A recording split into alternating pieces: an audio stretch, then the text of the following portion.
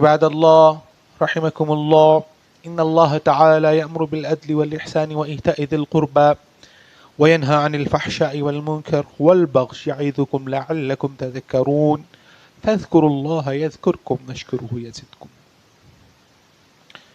تمام تعریفات اللہ سبحانہ و تعالیٰ کے لیے ہیں۔ درود و سلام ہو آقا دو جہاں محمد صلی اللہ علیہ وسلم کی ذات اقدسہ پر۔ اللہ سبحانہ و تعالی اس کائنات کا خالق اور مالک ہے۔ اللہ رب العزت سے بڑھ کے کوئی باکمال ہستی نہیں ہو سکتی۔ اللہ رب العزت سے بڑھ کے اس کائنات کو پیدا کرنے کے پیچھے جو مقاصد ہیں ان کو جاننے والی کوئی ہستی نہیں ہو سکتی۔ یہ اس پوری دنیا کی تخلیق، آپ کی اور میری تخلیق اللہ رب العزت نے ایک مقصد کے تحت کی ہے۔ ایک انسان جسے دنیا میں تھوڑی سی عقل ملی ہے، عقل کا ایک ہلکا سا شائبہ ملا ہے، وہ بھی زندگی میں کوئی کام بغیر مقصد کے نہیں کرتا، اور جو انسان مقصد کے بغیر زندگی کو گزارتا ہے، مقصد کے بغیر کوئی کام کرتا ہے، اس کو ہمارے جو دنیا کے سٹینڈرڈز ہیں ان کے اکارڈنگلی ایک اچھا ریشنل انسان نہیں سمجھا جاتا، اس کو فضول سمجھا جاتا ہے، اس کی عزت نہیں ہوتی کہ یہ وقت ضائع کرنے والا بندہ ہے، یہ بے مقصد زندگی گزارنے والا بندہ ہے، یہ بے مقصد کام کرنے والا ہے۔ تو اللہ سبحانہ و تعالیٰ نے اس دنیا کو بنایا، حضرت آدم علیہ السلام کو بھیجا، اور پھر ایک پورا سلسلہ رہا۔ تمام انبیاء کرام علیہ السلام آئے، اراؤنڈ 1,00,000 سے زائد، 1,24,000 سے زائد انبیاء کرام آئے۔ آپ صلی اللہ علیہ وسلم سے پہلے جتنے بھی نبی آئے اور جتنی بھی کتابیں آئیں، وہ کسی مخصوص جغرافیے کے لیے تھی۔ پہلے جو نبی بھیجے گئے وہ کسی خاص علاقے کے لیے، کسی خاص وقت کے لیے بھیجے گئے۔ ایک نبی کو بھیجا گیا کہ آپ فلاں علاقے کے نبی ہیں تو آپ نے ان لوگوں کی اصلاح کا کام کرنا ہے، لیکن رسول اللہ صلی اللہ علیہ وسلم کو رحمت للعالمین، تمام جہانوں کا سردار بنا کے اور قیامت تک آنے والے ہر ایک انسان کے لیے نبی بنا کر بھیجا گیا۔ تمام انبیاء کرام علیہ السلام اگرچہ وہ کسی خاص جگہ کے لیے، کسی خاص قبیلے کے لیے، کسی خاص لوگوں کے لیے آئے تھے، لیکن تمام انبیاء کرام علیہ السلام ایک سنگل پوائنٹ ایجنڈا لے کے آئے تھے۔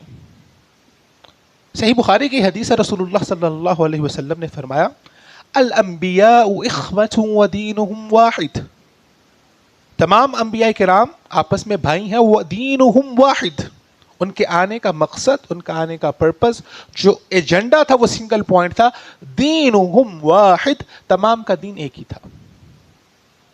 اور وہ کیا تھا کہ انسان کو انسان کی غلامی سے نکال کے، انسان کو دنیا کی غلامی سے نکال کے صرف ایک اللہ سبحانہ و تعالی کی غلامی میں لے کے آنا۔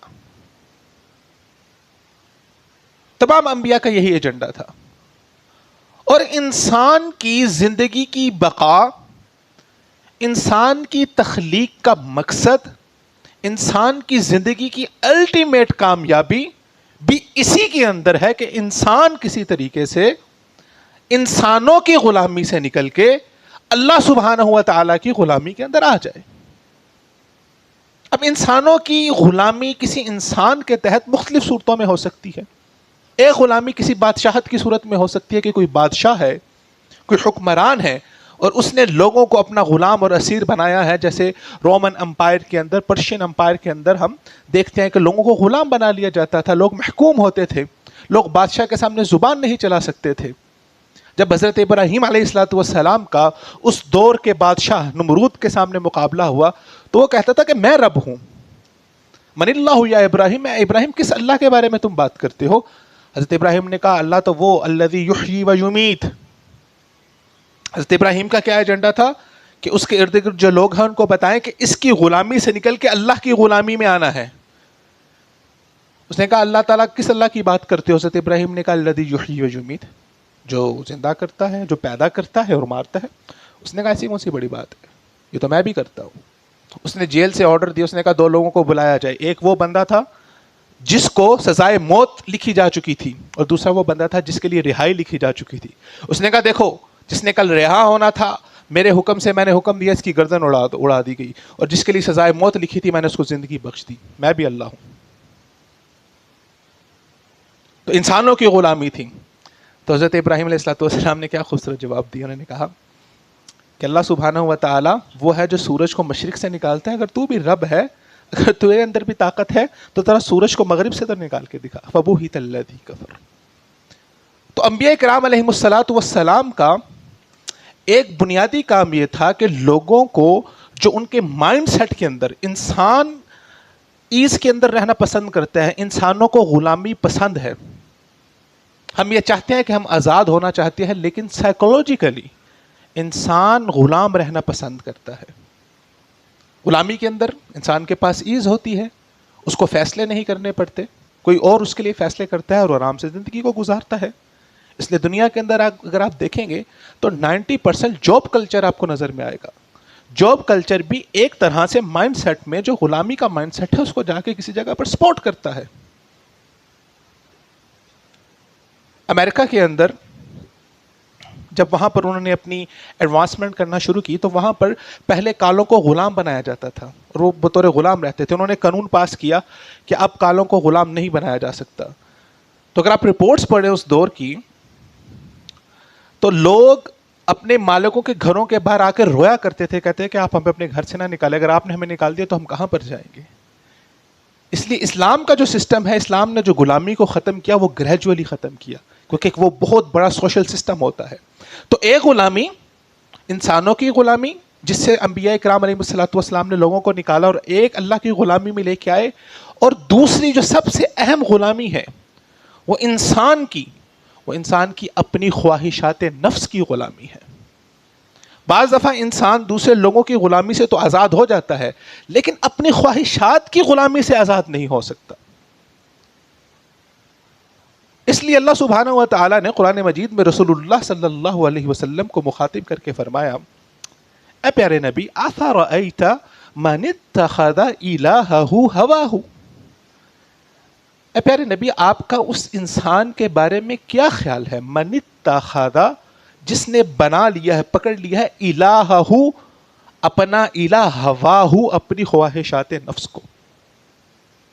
اب اس آیت مبارکہ میں اللہ سبحانہ و تعالی نے جو انسان اپنی خواہشات کی غلامی کرتا ہے اس کے لیے کیا لفظ استعمال کیا؟ من اتخذ الہہ ہواہ، خواہشات نفس کو الہ کہا ہے. اور جب کوئی انسان مسلمان ہوتا ہے تو وہ کیا پڑھ کے مسلمان ہوتا ہے؟ لا الہ الا اللہ محمد الرسول اللہ. لا الہ، اللہ سبحانہ و تعالی کے علاوہ کوئی الہ نہیں ہے الا اللہ، سوائے اللہ سبحانہ و تعالی کے. سو اللہ سبحانہ و تعالی نے اپنے آپ کو بھی الہ کہا ہے. اور جب آپ الہ، تمام الہوں کی نفی کر دیں گے اور صرف ایک اللہ کو الہ مانیں گے تو آپ وہ انبیاء کرام کا جو مشن، جو 1 پوائنٹ ایجنڈا تھا، جو دعوت تھی، جو اللہ کی غلامی تھی، اس کو پورا کر رہے ہیں. اور وہ انسان جو اپنے الہ کا غلام بن گیا، اپنی ہوا کا غلام بن گیا. ہوا کیا ہے؟ اپنے آپ اللہ سبحانہ و تعالیٰ کو ترجیح دینا نا اپنی زندگی کے اندر. آپ کی خوشی ہوگی تو وہ اللہ سبحانہ و تعالیٰ کی ترجیح کے مطابق ہوگی یا آپ کی خواہشات نفس کی ترجیح کے مطابق ہوگی. آپ کے زندگی گزارنے کا طریقہ ہوگا، آپ کا فیشن ہوگا، آپ کا لائف سٹائل ہوگا، آپ کا اکنامک سسٹم ہوگا، آپ کا پولیٹیکل سسٹم ہوگا، آپ کی سیاست ہوگی، آپ کی ریاست ہوگی، کس طرح سے ہوگی. آپ کے ملک کی اکنامیکل پالیسی کس طرح سے ہوگی. لا الہ الا اللہ، وہ میری خواہشات کے مطابق نہیں چل سکتی. آئی ہیو ٹو سرینڈر، مجھے اللہ سبحانہ و تعالیٰ کے سامنے جھکنا ہے. یہ نماز، یہ جمعہ، یہ جو ہم پڑھتے ہیں، جو سجدے کے اندر ہم جاتے ہیں، ہم اپنی جبین نیاز کو اللہ کے آگے جھکا دیتے ہیں. یہ ہے غلامی اللہ کی. یہ فزیکل غلامی ہے اور اس کے ساتھ ساتھ اپنی روح کی غلامی بھی اللہ سبحانہ و تعالیٰ کو دینی ہے. نحن عباد اللہ، ہم اللہ سبحانہ و تعالیٰ کے بندے ہیں. ہمیں اپنے کریکٹر کو سمجھنا ہے. انسان کا فخر، انسانیت کا عروج، انسان کے فخر کی انتہا یہ ہوتی ہے کہ وہ جتنا بڑا اللہ کا غلام ہوگا اتنا بڑا اس کے لیے فخر ہے، اتنا بڑا عروج ہے اس کے لیے.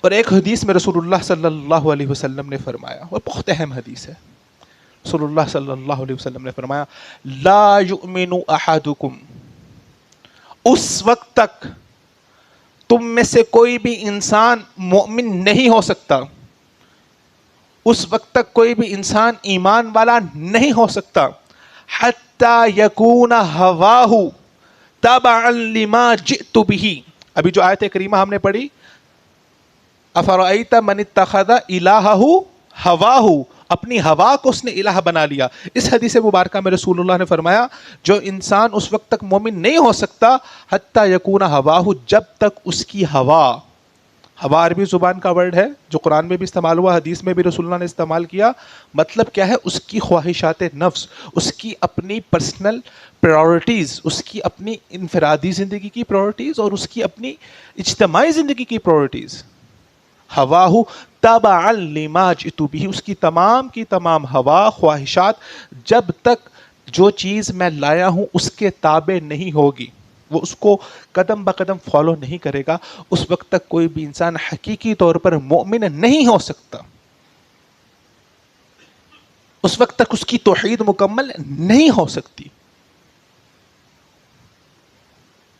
تو اللہ سبحانہ و تعالیٰ سے دعا ہے کہ اللہ سبحانہ و تعالیٰ ہمیں حقیقی طور پر مومن بننے کی توفیق عطا فرمائے، اور لا الہ الا اللہ کا جو حقیقی مطلب ہے اس کو سمجھنے کی توفیق عطا فرمائے، اور اللہ سبحانہ و تعالی ہمیں صرف اپنا غلام بننے اور اپنے سامنے جھکنے اور اپنی خواہشات کو بھی اللہ سبحانہ و تعالی کے تابع کرنے کی توفیق عطا فرمائے۔ وما توفیقی الا باللہ العلی العظیم۔